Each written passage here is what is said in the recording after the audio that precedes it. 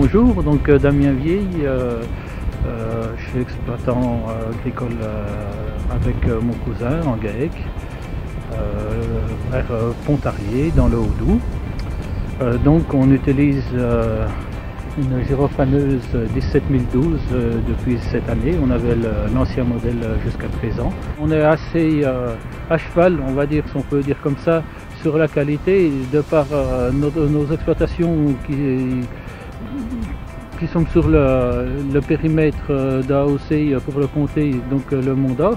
Donc on est bien obligé d'avoir une rigueur, on va dire presque exemplaire pour notre lait.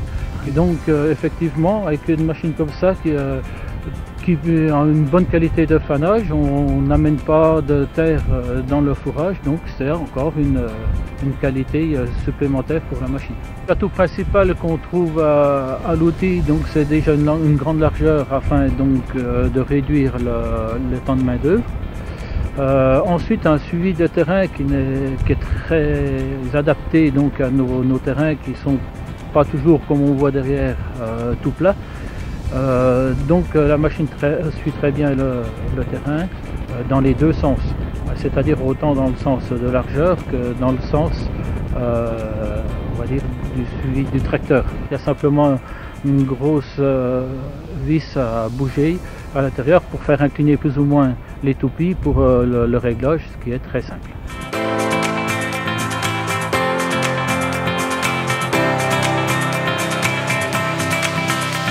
La machine par rapport au passage d'Andin, c'est très appréciable. Moi je l'ai utilisé cette année dans plusieurs cas de figure. Le premier, c'est comme on peut voir par ici, des parcelles où il y a une route qui passe entre deux parcelles. On peut aisément passer une parcelle à l'autre sans être obligé de replier la machine, sans gratter non plus la route, puisque la machine donc se lève sur les deux poutres et les toupies extérieures également.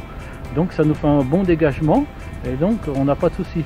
Le deuxième cas de figure, c'est quand on arrive à une parcelle qui est un petit peu triangulaire.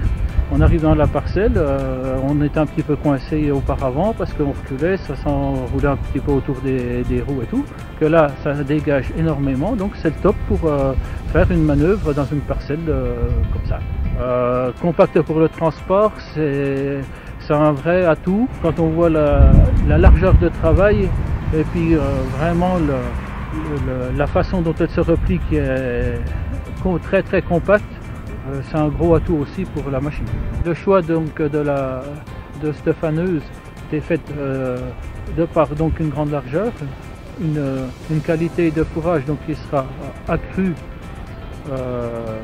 par la vitesse, on va dire, de fanage. On n'hésite pas, si le temps menace, peut-être à redonner un petit coup de faneuse pour finir le foin correctement, pour pouvoir le ramasser avant l'orage, parce qu'on est quand même pas mal sujet aux orages dans notre région.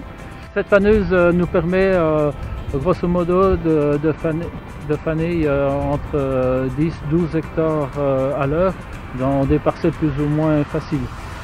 Dans vraiment une parcelle carrée, qui n'a pas d'angle mort, qui est très simple d'exploitation, plate, on arrive à monter à 14 hectares à l'heure. Quand on fane, on descend de la machine en fin de parcelle, regardez, on n'a pas l'impression d'avoir des blocs un petit peu partout. C'est vrai que ça fait un beau tapis, bien homogène, le foin est bien secoué, oui. L'herbe au départ qui va devenir de foin, on trouve que c'est un bon fanage.